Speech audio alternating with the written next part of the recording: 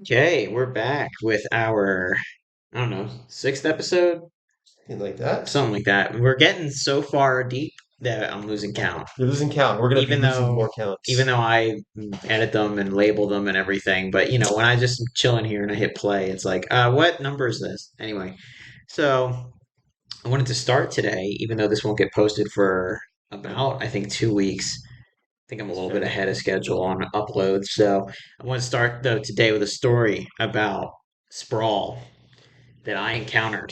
Our favorite subject, Yeah. sprawl. So, as I've mentioned plenty of times before, I've grown up in towns that are not so sprawly. A little bit of it for sure, but places where I could walk very comfortably, and especially in my undergrad, it was extremely easy to walk anywhere. Um, and there's kind of the expectation given that it was a college town. But anyway, here we go. How long does it take before I mention college towns? Under a minute this time. Yeah. I'm like every episode I do it. We know you're partial to college Yes, towns. it's like every single episode I like listen back to some of it and I'm like, here I am again talking about my favorite cities on earth. Small little towns in the middle of nowhere that have a big school. But anyway, so my experience with Sprawl this morning in Arizona. I have uh AirPod Pros, right? Old ones. They're like 2.5 years old at this point, and I am not the lightest player with my toys, if you will. I am not the most careful with things, and especially with audio equipment, I have burned through more headphones than I could ever imagine. I need industrial strength headphones to not break on me. Like, it's unreal. And so I got AirPod Pros because I was like, all right, these are like the thing, right? Like this is like big time. And they're like $250. And I'm, like I said, I bought them a couple of years ago. And so before I even moved to Arizona when I was still living in Pennsylvania. But anyway, and over time, a couple of things have happened to them. So one is that the noise canceling feature on the pros for my pros broke. And they like rattle around, and it's like a common issue that when you're on the noise canceling mode, you'll hear this like crazy rattling, and it's really like awful because it's right up against your ear. And that happened right when the warranty expired. So that's obviously planned, right? Yeah. The conspiracies aside, but it's like, that is the classic thing with Apple and any phone product that it's like, okay, the moment that your warranty expires, things are going to start happening. And it was like, right about a year, I think you get the limited warranty, and then those like crackling started to happen. So I just have to use them like they're regular AirPods, right? Okay. Without the noise canceling, just like plain headphones, back in Gotcha. the old days before we had noise canceling. But Right. anyway, um, but then the other problem is that the pros have the rubber tips. Regular AirPods are just hard plastic and they just go in your ear Right. and they don't fit very good, like for anyone. I don't know Yeah. why they make them, but the pros have the rubber tips Right. that stick into your ear a little better. But it's fragile because it's rubber, right? And so they break. And like when you take them off, like you basically have to like rip it off and stuff. And so my rubber tips had broken, Oh, and so they were really crappy. And then you can only put it like halfway in your ear, and so you can barely even hear it. So I had had these AirPod Pros that were broken for quite a while, and I just wasn't using them. I was using old school over-the-ear headphones and the adapter that goes into the charging port on the phone, right? oh, interesting. Okay. These you can see them, but Yes. yeah, obviously it's a podcast, so not everybody can see them. They actually So have like the little 3 1/4 yeah, yeah, jack. yeah, yeah. That yeah, what is it? 1900s, but anyway, or 1500s. 2012, but um, back when the iPhone used to have an audio jack. Who would have thought, right? Okay. So anyway, I was doing, the old school way of things for quite a while because I didn't feel like fixing my AirPods. And then the other day, literally yesterday, I was like, you know what? I am sick of this. My headphone cord keeps getting caught on like the dishwasher rack, and I keep ripping it out while I'm moving around. And, like while I'm cleaning up the kitchen, it gets caught on like a doorknob and like a little cabinet knob, and then, rips out and stuff, right? And so Yeah. it's frustrating because it hurts when it does that. And so, anyway, I looked and I was like, AirPod tip replacement. And lo and behold, they make it, right? They sell the rubber tips. and I think they give you some with it, but of course, like an idiot, I like threw them out. Okay. I think they just give you small, medium, large, and so if you want replacements of any of the sizes, you got to buy them, Mhm. right? And lo and behold, they make them right through Apple. You can buy them through Apple, and so I saw that, and I was like, awesome. I'm gonna buy some AirPod replacement tips. And then it was like, well, I don't want to ship it because I hate buying stuff online. I hate waiting. I just want to go buy it. I just want to go get it. Yeah. I know everybody buys everything online these days and everyone just orders everything through a certain company that starts with the letter A that isn't Apple. And Right. and just oh, it's here. Oh, but somebody stole it off your porch. But anyway, Awesome. so I'm just like, I just want to go to the store and buy it. Is that like old school? I don't know. Am I an old man for saying that? But I don't know. You ever go to that store, Fry's Electronics? what, like I like Fry's Marketplace? No. Well, actually, that might be just a West Coast thing. But it was an electronics store that had everything you would ever wanted. Oh, like Radio Shack. No, but like more like uh, they have components to Uh-huh.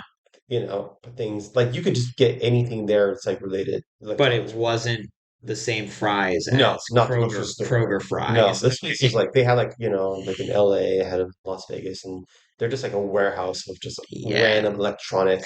probably all gone. Yeah, no, I went to one in LA a couple years ago, and it was like pretty close to being done. So Yeah. you can, especially when you're buying components. But anyway, continues your story. Yeah, so I was like, all right, cool. There is an Apple store in the area. I can go pick it up. And there's like one in the area, right? Hmm.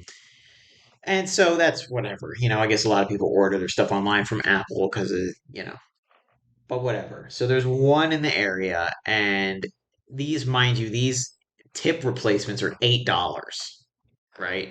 So, I mean, that's like kind of expensive, but given that it's Apple, I honestly was like getting ready to have to pay like $20 for this, right? Sure. Whereas new AirPods are several hundred, so $8 for these stupid rubber tips or like whatever, right? Okay. And so I was like, all right, my $8 thing, I just want to pick it up today, right? Fair.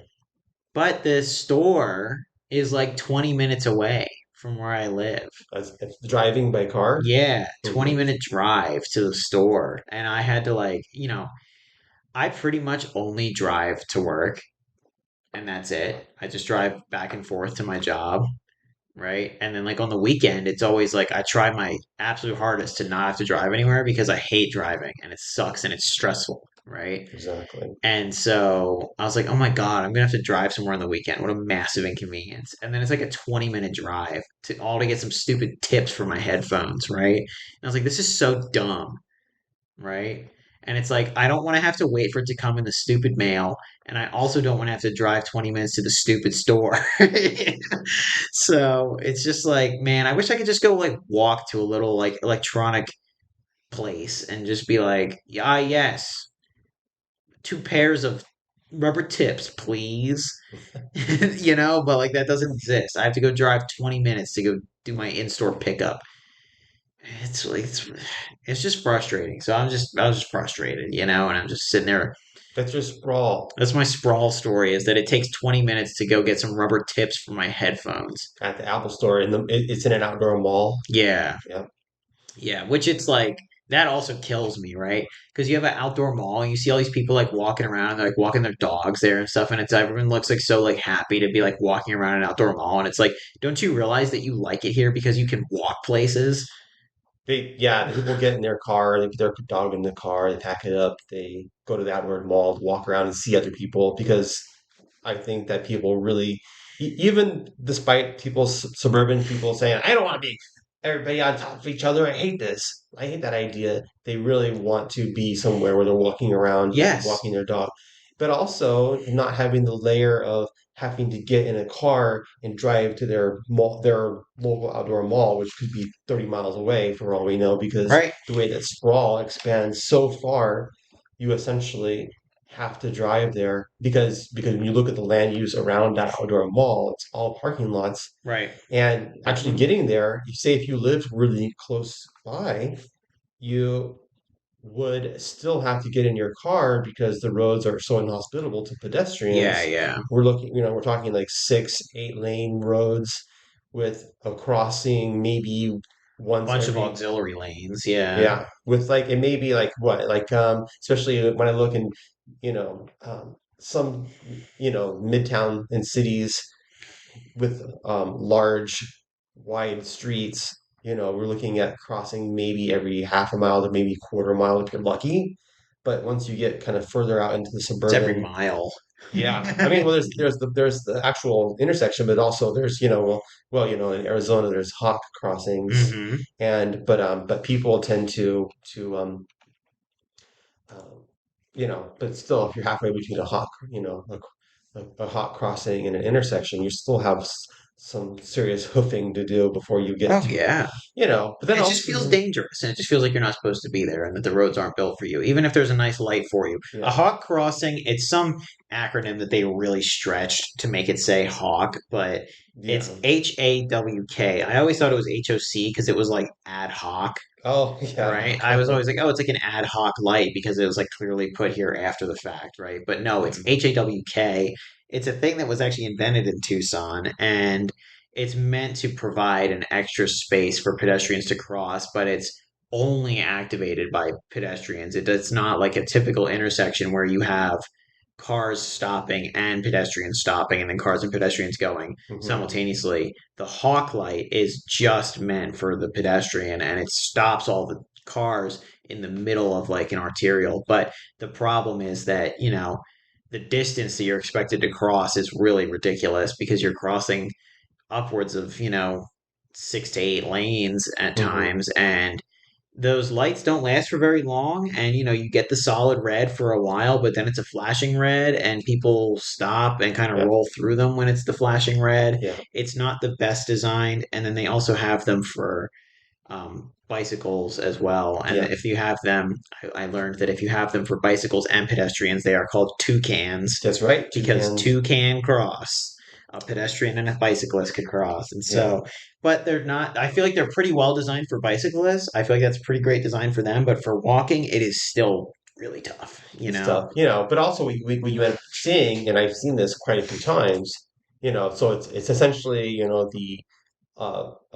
light over the road, stretches over the road, and it flashes red, um, or yellow. It flashes yellow so that you know when to stop to slow down if you're Hmm. driving, and then it's red, Yep. and then it flashes red, and then it starts flashing red. So that means you can stop, but you have Right. to stay stopped. So, but what I see though, and they have the lines on the road that are the solid lines, so you can't change lanes. You're Yeah, not yeah, supposed to yeah. anyway. It's But like everyone does. Yeah. so, yeah. I actually saw this, and it was upset me a lot, but because somebody was crossing, and of course, you get somebody in their big dumb truck because everybody in a big dumb truck is the most impatient.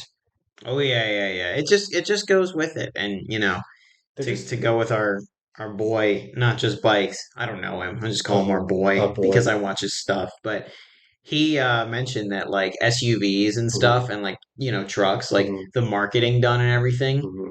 it's intentionally marketed for asshole drivers.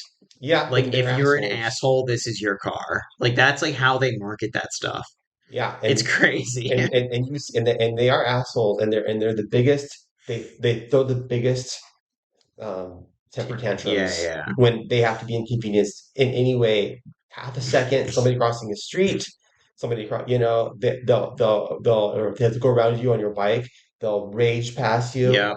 They're Always you get the smoke in the face. they are the biggest piss baby drivers I've ever seen in my life. They'll brake check you Yep. for whatever reason. If you're driving, if you're going slow or something, or Oh if you're going yeah. 10 miles over the speed limit, and they're, So anyway, but yeah, no, I saw, somebody was crossing, and of course the truck starts changing lanes, and just so dangerous, so very dangerous. So yeah, it's very bothersome for me. But anyway, Did you so find what Hawks actually stands for? yeah, so HAWK stands for high intensity activated, and this is the So high intensity is H, A is activated. and then crosswalk, WALK. So See, man, did they stretch for that one? I they remember that when stretched. I learned it the first time. I was like, that's not what that is. Yeah. But Yeah, so whatever, hawk or Yeah, hawk, whatever. as I like to think of as Hack. ad hoc, but Yeah, it's kind of I an think ad that hoc would be better anchor thought. because it is a little ad hoc, right? And so Yeah, I was like, oh, yeah, it's a hawk light. I see that, but no, it's just the way people say hawk out here walk, is, hawk or hack. whatever. So my whole point is something you brought up earlier, though. It's like I'm complaining about driving 20 minutes to the Apple store. It's like, oh, then move closer to the Apple store. But your point, if I lived 5 minutes from there, I'd still have to drive because Yep. it's on these ginormous roads. And Hmm. 5 minutes of the 20-minute drive is going through the parking lot in this massive mall parking lot, and it's just like, it's just brutal no matter where. And it's the thing. I went to the Apple store to get some frosted tips, if you will, to get some tips for my Yeah. AirPods. Yeah. That is the one time I will go to the Apple store in the next 3 years. That's it. Yeah, Like you're not that's actually it. being surrounded at the Apple store. So But it's just like for little conveniences like that, it's massively inconvenient to yeah. live in sprawl. For little things like that, it's massively inconvenient. And don't tell me to get with the times and order it online. I don't want to order it online because I wanted to listen to music today. I mean, that's fair. When I lived in LA and I was doing video work, I would get a gig for the weekend, and I was like, you know what? I need more batteries for my camera, and it takes Right, a very specific type of battery, and um, I couldn't just order something on right. Amazon. I guess they had 24-hour delivery. I suppose now I don't know, but yeah. So I would do a thing like I would go to the store that has the batteries, but nowadays, I Right. can't really get them because everything is such a crapshoot when you go to an electronics store and And half the stuff's that's out of stock right. because everybody orders online now. So, I was kind of astounded that they were available for pickup hmm, because these are the Gen 1 AirPod Pros uh-huh. and now they're on the second gen, and so like the ones that I have, even though they're only 2 years old, it's like, oh my God, look at this relic, but they still make them. Apparently they still make the tips, and they sell them at the store, and they were in stock. But that's the thing, that is in the entire Metro Tucson area the only place that I Hmm. can like get that, Hmm. because it's so proprietary. I can't go to a QT or a Circle K and be like, yeah, y'all got AirPod tips. Like they might have something that says it's an AirPod tip and then it doesn't fit, and or Yep. just sell me some other crappy Bluetooth headphone and it's like, I just want to fix my headphones for eight Got to dollars. get Like, your aftermarket stuff. right. So that's the thing. I don't want aftermarket. It's I want OEM, Yeah. OEM brand. So yeah, anyway, so that's my story about Sprawl and experiencing Sprawl in a very inconvenient way in a moment in which I needed something, not necessarily in a pinch, but I wanted something quickly and I had to drive a lot of extra miles for it. And then in my head, I'm weighing the cost. I'm like, is the gas worth not paying for shipping? Right. Uh, And in this day and age, that's cutting it close, but it was still worth it.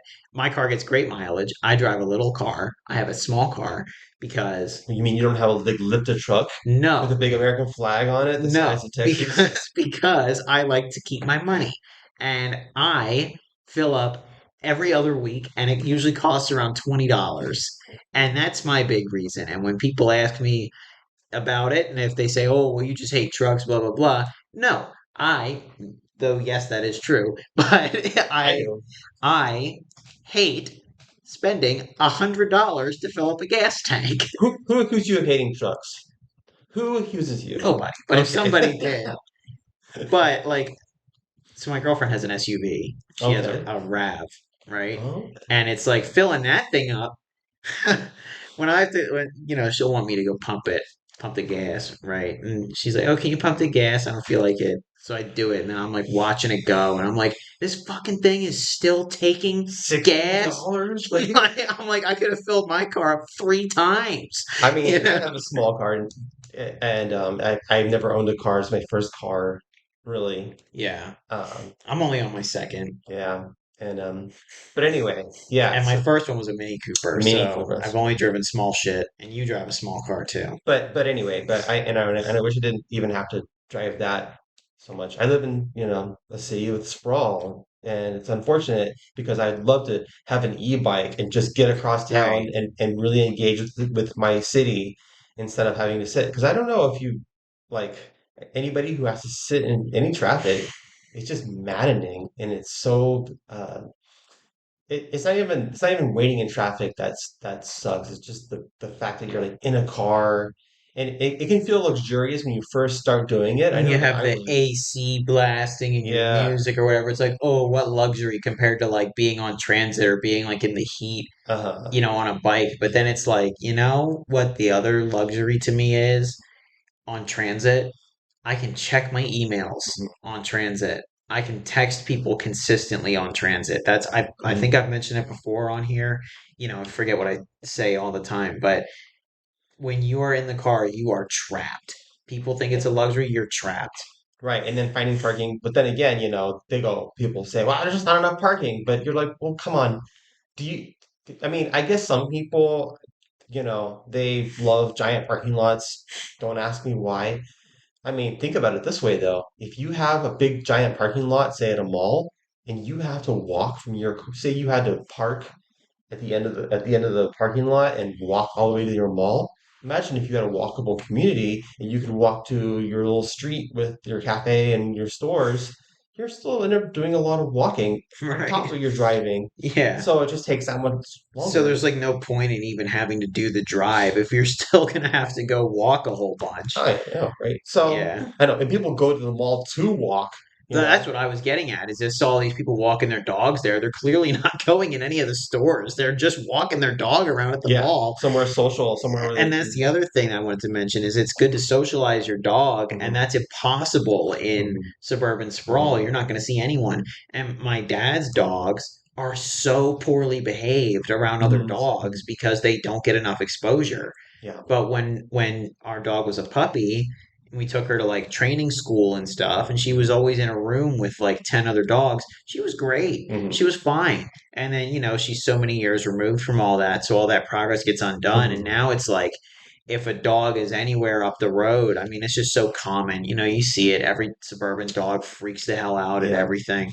So yeah, I mean, we've been pretty feisty this episode. I've cursed more on this episode than I have ever before, which I is very mean, common for me, in real life. I let it fly, the angry urbanist but for over yeah, here. right? And this optimism show, and I'm like, how do we be optimistic about this? Well, I have one more piece of bad information of sadness, and then we can be a little optimistic. Okay, what's your So my sister texted me. She still lives in Pennsylvania, and for anyone who knows PA, I-81 is a big highway that runs through like South Central PA through Harrisburg, the capital, and then all the way up through like Scranton. It kind of takes a bend towards Scranton, and then I think it goes all the way up into New York and all the way up to Canada. I-81's a pretty big highway. It's not as big as like I-40 or uh-huh. anything. 81 actually turns into 40 Uh-huh. in the south, so you drive all the way through Virginia on Interstate 81 3 that goes all the way across the United to States Barstow. to Yeah, Barstow. yeah. And so 81, you come down through Virginia,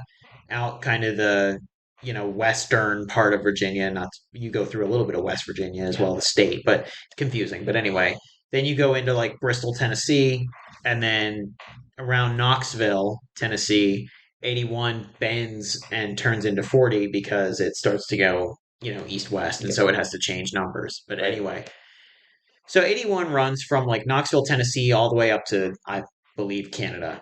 And it runs through Harrisburg, PA, and it runs through Scranton and everything. And so my sister texted me and said that like 2 nights ago or something that somebody had died on 81.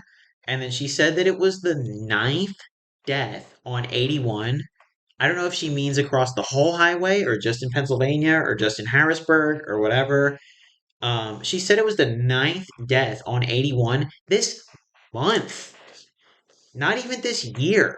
This Auto month. accident, huh? Auto crash is what I Yeah, was a gonna say. crash. This month, nine deaths on one highway that's big, but not even that big, right?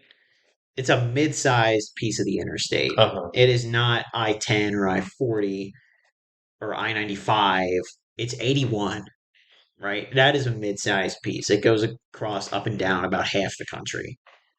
And nine deaths in 1 month on this highway, and that's completely inexcusable. I think that is a massive failure on the part of the design of roads and on the design of vehicles. And part of what I want to get at with that, what I learned from a Not Just Bikes video is that I mean, he's brilliant with the way he presented this and stuff. And I'm kind of just stealing what he said, but just to talk about it, he mentioned something along the lines of that SUVs are designed with with less strict safety standards.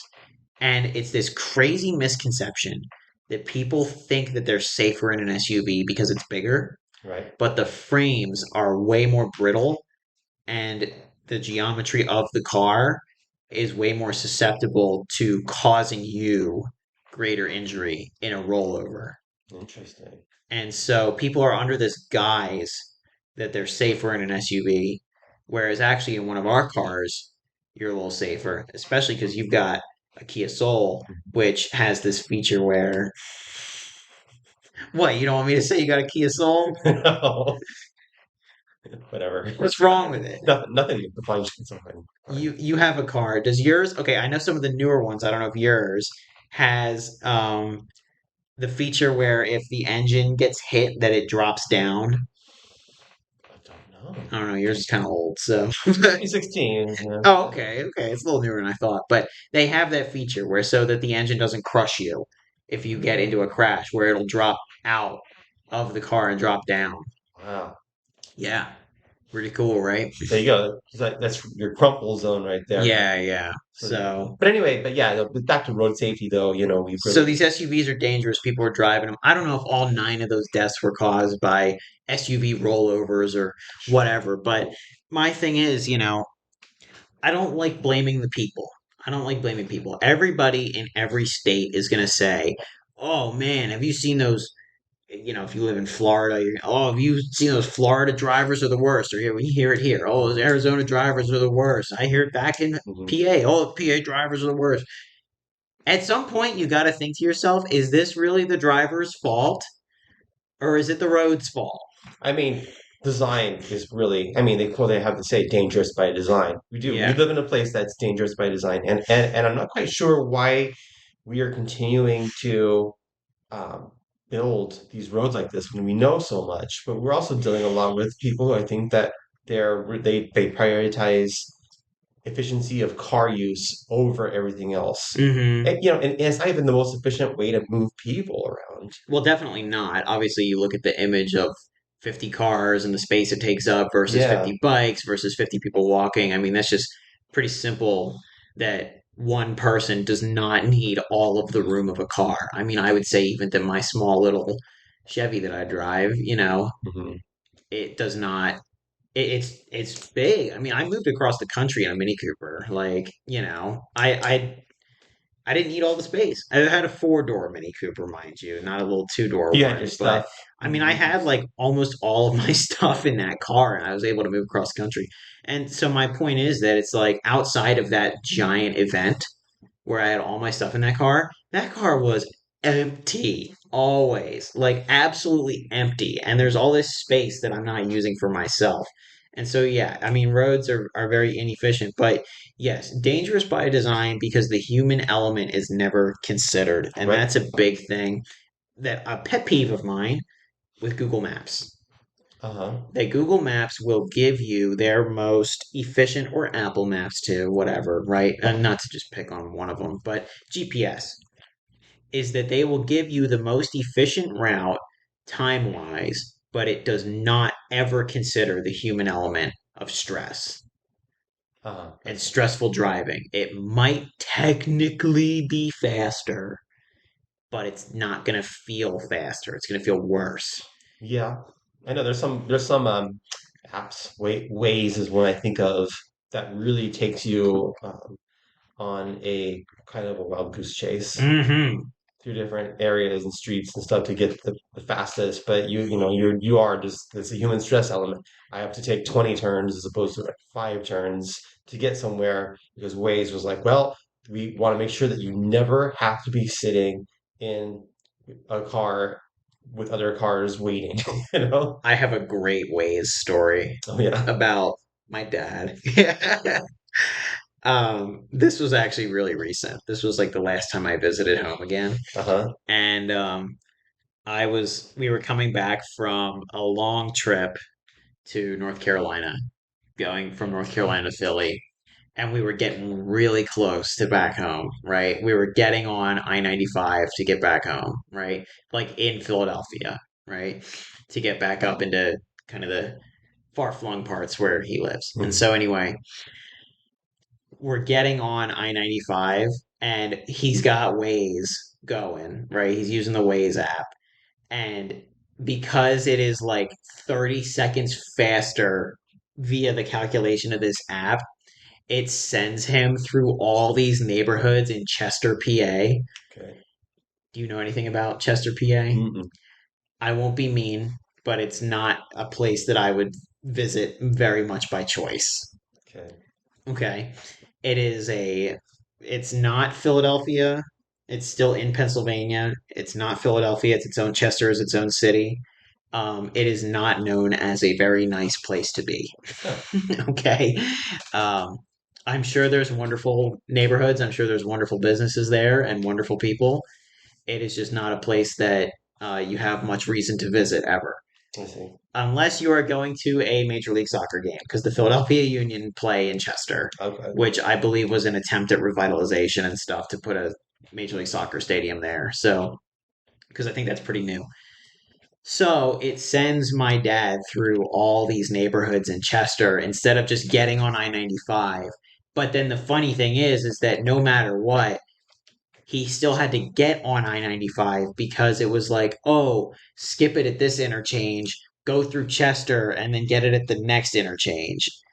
And it's like 2 minutes faster. But it wasn't because there's all these lights and then all this other traffic and just all this stuff going on because it's a really dense urban area. And so he's going through all these areas that were a little dodgy. And you could have just gotten on I-95. And then, of course, he misses the on ramp. He misses the turn for the on ramp because it's Uh-huh. like tucked up behind some creek or something. And it's like, oh, you got to go here. Yeah. And he missed it. So then he's like making all these U turns and stuff. Oh, in his F 150, by the Yeah. way. So driving an F 150 through the city and he's got to make U turns and stuff. That doesn't consider the human element. Right. I And mean, for him, the F 150 does make a little bit of sense because we do drive it on the beach and we had a lot of stuff, so it makes a little more sense for him to have it, but I still don't really agree with it. that's fair. I mean, honestly, when you think about potential ways to, fail or miss a turn or have to do a U-turn or have to backtrack, that's when you start uh, you know, when using apps like that, the return on investment, is Yeah. negative, essentially like, Yeah. I mean, my thing, I've driven across the country 3 times and I've done a whole bunch of other long highway trips. hmm That's the driving I'm most comfortable with is long highway, not city. But anyway, um, my kind of mantra with all that is always stay on the same street as long as you can, hmm meaning like the same interstate, right? Like the less changing of things I have to do, the better. And even if it's going to save me 5 minutes by getting off and going to some state road that cuts across a little bit, it's just stressful for me to have to do that. And it's like I'd rather just stay on the interstate and just kind of look ahead, and hmm not have to do all this thinking and lane changing and stuff because then I feel like you're prone to accidents, to crashes. Yeah. And then, so I mean, even through an area like Central Phoenix, right? I've hmm driven through downtown Phoenix so many times, right? And on the way to, California and stuff, and on the way to Flagstaff and other stuff where Phoenix is not my destination, but I have to drive through it. And it always recommends the 202, I believe. Like the GPS will always tell you to get off the 202 loop because that does kind of go around downtown Phoenix. But I just grit my teeth and I just bear it and just stay in the same lane and just drive through Central Phoenix. Like it's not that bad. You just kind of You roll stay with it, huh? calm. Whereas if you're on a 5, 6 lane part of I-10 and you're trying to figure out what lane do I got to get in for the 202, and then you have to do that, and there's a lot of people that do that anyway too. So it's not much better. Yeah. So Anyway. Yeah.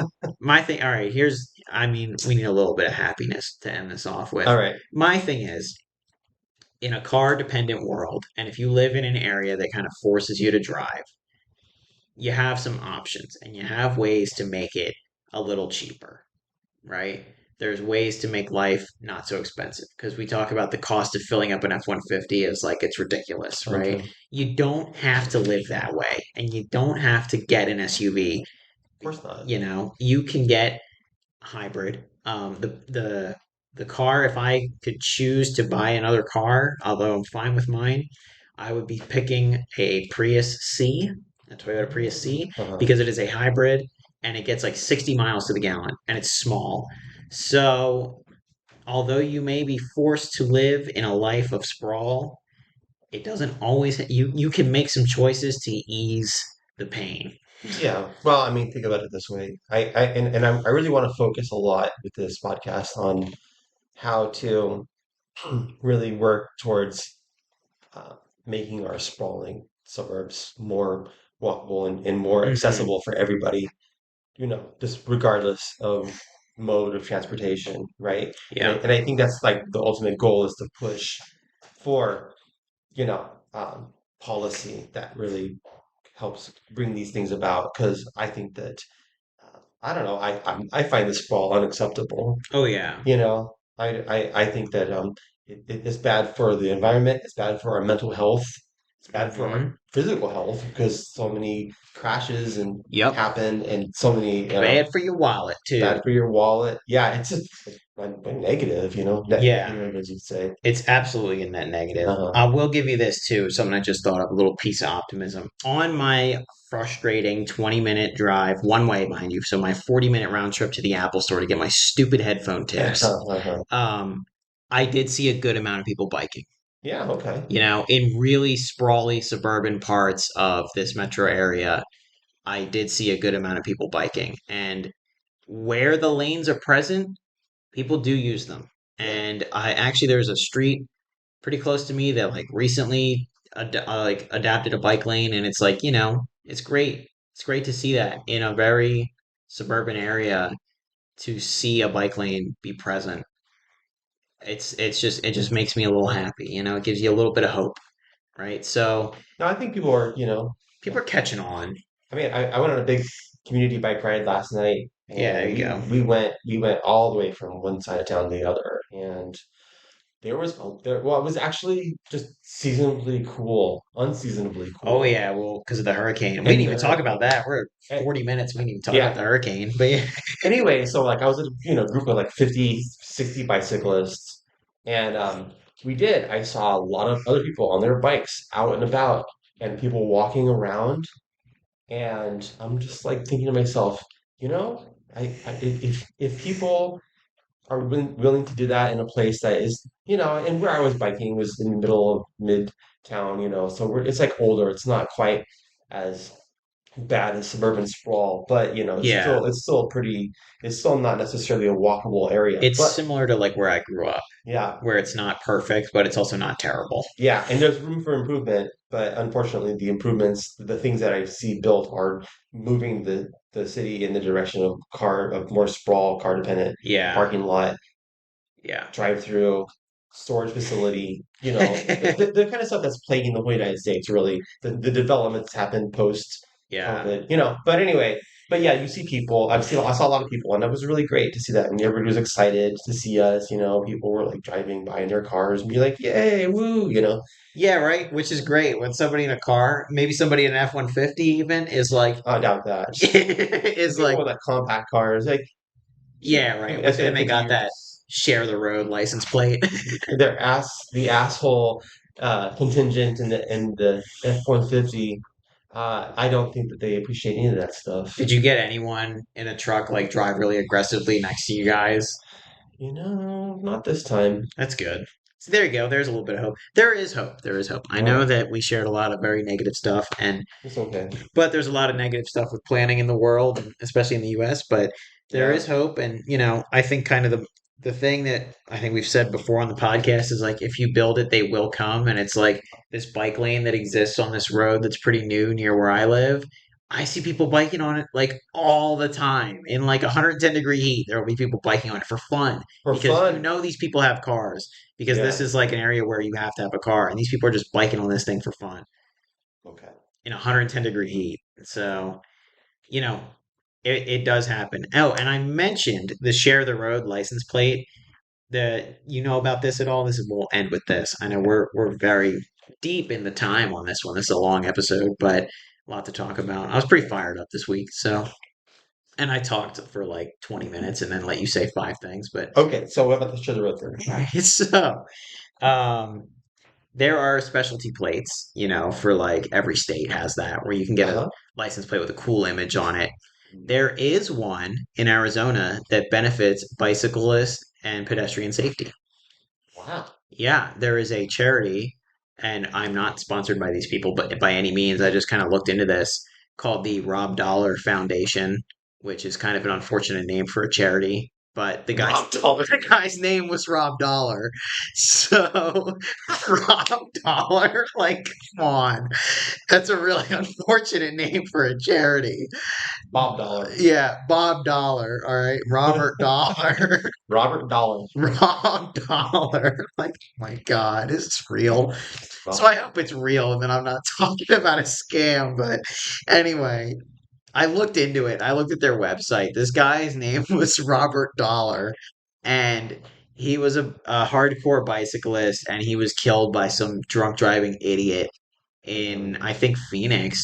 And or maybe Tucson, but I think he was biking like a mountain trail and some idiot like ran into him drunk and he was killed. And so this foundation was started in his name. Unfortunately, in his name. uh-huh.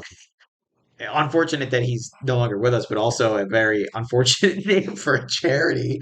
But anyway, and then there's this other one called Uphill and Into the Wind, I believe it's called. Oh, And what they do, it looks like they are a organization that will lend you a bike if you need a bike for a charity race. wow. So if you're like, oh, I really want to do this bike race, but I don't have a bike, Uphill and Into the Wind can lend you one. Okay. And so if you get the specialty license plate for the that says share the road on it and it has people biking on it, $17 of your 25 goes to those organizations. So it's not much, but you get a cool license plate and it's you can renew it every year. So you can make the donation every year. They are tax deductible, all that stuff, right? Looked into all that, but pretty neat. So you could consider getting that if you feel like that you're in a car dependent area and you can't get rid of your car, but you want to put your money somewhere that might eventually make it to where you could live in an area where there is bike lanes, that might bring bike lanes to where you live. You could try and you could donate to them. Okay. If you pass by cyclists and they see your license plate, they might think, oh, that person's on my side. Or, ironically, you might run into a bicyclist with your car by accident. And then you have that license plate, and they're like, yeah, bud, good job sharing the road, Yeah. asshole. Or you may have a Ford F-150 that rolls coal and you drive by and roll coal on them with your share the road license plate. Yeah. And then another one of the specialty plates in Arizona, the Navajo Nation one, I know goes towards creating safer streets on the res. Oh, So if you're interested in that, you can get that too. You don't have to be in the tribe or live on the res to get that plate. okay. That one is just available. I think that's kind of a misconception because, like the veteran plate, like obviously you have to prove that you're a veteran, and Uh-huh. there's a lot of the plates have those conditions. But from what I saw, the reservation ones don't require it. The tribal ones don't require anything. So like Okay. I could get that if I wanted, All but right. the share the road one's a good one. Alrighty. So there's all kinds of organizations you could donate to, Yeah. but that's one in particular that's local to us. So, anyways, thanks for sticking around, everybody, for this nice long episode. Do you have anything you want to add to end with? Might as well. Oh, I'm good. Yeah. I will save it for the next one, okay? What do you have? What do you have? What are I we going to hear about next time? Next time we're gonna talk about dedicated transit lanes. Oh, sure. So we're talking a whole lot about bike lanes today. So Dedicated transit beef it lanes. up. Talk about transit lanes next time. Yeah, you have to remember that. Yeah, yeah, write that down. So we we actually do it because we record this once a week, and it's like What are we talking about? For long weeks, those Did we ones say we are. were going to talk about something? I think last week we said we were going to talk about something, and then I was like, wait, I have a story. So, Yeah, he was getting all fired up, full of piss and vinegar. yeah, for real. So that's why we ended up going 45 minutes today. But that's cool. That's cool. I Thanks mean, if you for. want to hear us sit around and listen to hear us talk about stuff, If you made it all the way to the end of this, congrats to you. And maybe you keep this on while you're doing your planning for or your homework for your planning theory class. oh good lord, or Something like that. you're just mopping the floor or Mopping the floor. That's what I do. doing the dishes or Oh yeah, you said self storage. I listened to this podcast called How to Money. They're great. They talk about, ways to save your money and stuff. They're money management, which I'm into in some regards. And they were dunking on self storage and how it's such a waste okay. the I'm other gonna week. listen to that. Yeah, and it like lines up with planning, and they're big bike guys too. Like they love like Mhm. advocating for bicycle use, and they're like, every bike trip that you take saves you money on gas. And I'm Wow. like, and on, wear and tear in your car. And I'm like, Whoa. yeah, man. See, it all goes hand in hand, right? That Crazy. personal finance stuff and, finance for the whole city. So, Okay. anyway, so that next week, anyway, we will see you guys next time. Thanks for sticking around. Like, comment, subscribe.